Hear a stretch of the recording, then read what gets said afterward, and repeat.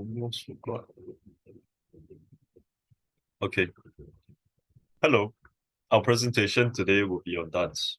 We have chosen dance spaces and will aim to cover the purpose of them. Next, we identify discrimination in these spaces and how people might be affected by it. Also, we will discuss barriers and challenges that dancers themselves face, as well as look at a poster we created and its comments. Dance spaces could be any setting, such as dance studios, which provide an array of classes, to public spaces that dancers find themselves occupying. Next, we observe through the eyes of history that dance has not always been the same throughout. In the medieval period, dance was viewed as a much more royal and elegant endeavor where the upper echelon would inhibit common folk from practicing it. Fast forward to today, modern dance breaks such ideals by having dance spaces and expressing themselves where people can support one another in learning, practicing, and expressing themselves through dance. Nonetheless, dance is not perfect, and certainly the spaces that it has are not perfect either. Hence, we'll be covering some of these inequalities and inequities that can be found in dance.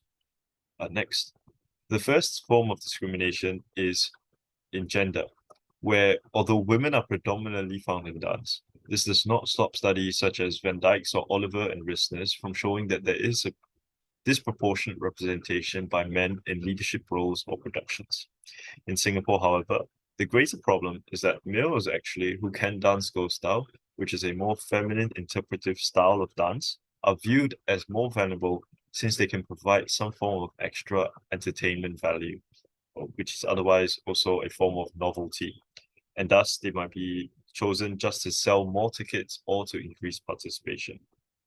Next, the second form of discrimination is in skill, where dancers who with experience in relevant genres are always chosen over other skilled dancers who can be viewed as less skilled because of their choice in genres. This creates a very stale environment in dance where certain dancers are always chosen. Also, dancers who go for classes might not receive a lot of attention or instruction from their instructors, even though they can pay a lot of money to go to these dance classes.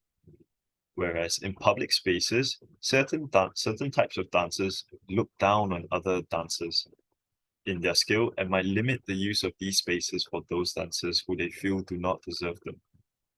Next, the third form of discrimination is in body type, where some choreographers or people in production still have outdated views on what an ideal body is for dance. This can affect whether or not they give out prominent roles to people on stage for their performances. Additionally, taller and shorter people can also find themselves disadvantaged because taller people are usually placed in the back of classes, and shorter people who are not up to par in their skill can also be placed further back and being obstructed by those who are taller in front. Now that we've covered that, I'll pass my time over to Casper to discuss the barriers. All right, thank you, Reinold. So there are three barriers to progress in dance, whereby connections are the most important, followed by reputation, and lastly, skill level of the dancer being the least important. So in every dance scene, connections are the most important, be it a dance CCA in school or if you belong to a club outside of school. If you want to be a part of a performance, you have to go through auditions. Now, if you know the judges beforehand, you'll most likely get chosen. Like, for example, before they even see your item for the audition, the judge that knows you will tell other judges like, hey, I know this person, I'm taking him or her. You don't have to mark so strictly on this criteria. So for this aspect, connections is actually more important than individual skill. Also, having good connections can also mean that you have a good social circle outside, which also means that you can bring in higher ticket sales. And this is something they look for as well. Now, the dance community in Singapore is extremely small, so it is very important to have a good reputation, because if you did something bad, word can get out very fast. With a bad reputation as a dancer, you are likely to get isolated or even segregated in private dance classes that you have signed up for. However, on the other hand, having a good reputation can mean that you have a lot of supporters outside, which can generate higher ticket sales for your dance team. Now, this sums up our findings on the barriers to progress in dance. Reinold, back to you, please. Thank you, Casper. Next. So the first group of people that are affected by this discrimination we can observe is actually males. Sorry, next. Yeah, so the first group are males, and particularly those who dance girl style, as we had mentioned previously. These people can face discrimination, as others might sometimes make comments about the way that they dance or bring into question their sexuality. Next, the second group of people who can face, who are affected by this discrimination are people who are less skilled. And this refers to both those who are perceived as less skilled just because they dance different genres, as well as those who are actually less skilled but are looking to improve. However, they are unable to find sufficient opportunities since they aren't given as much instruction or guidance. Next, the last group of these people are those with unideal bodies, meaning those with taller, shorter, not sufficient weight, etc. They struggle to convince producers and choreographers to give them lead roles in performances and are sometimes relegated to lousier stage positions. We have observed that some dancers push themselves just to achieve these ideal bodies in order to get better positions for dances and performances. With that, we've come to the end of identifying the discrimination barriers as well as those people affected. And now we'll be looking at the poster, which will be covered by Casper once again. Thank you, Reinold. Now, moving on to the collateral we did for our poster.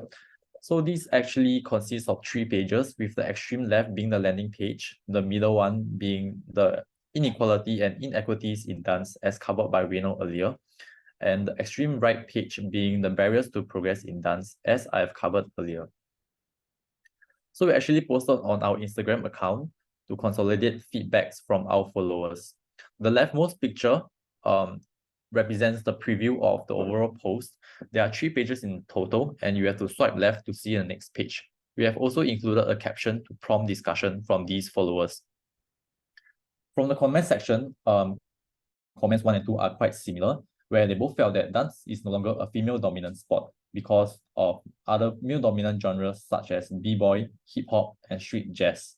And also, they both felt the sentiments for talented dancers not being chosen to perform just because of their bad connections and bad reputation.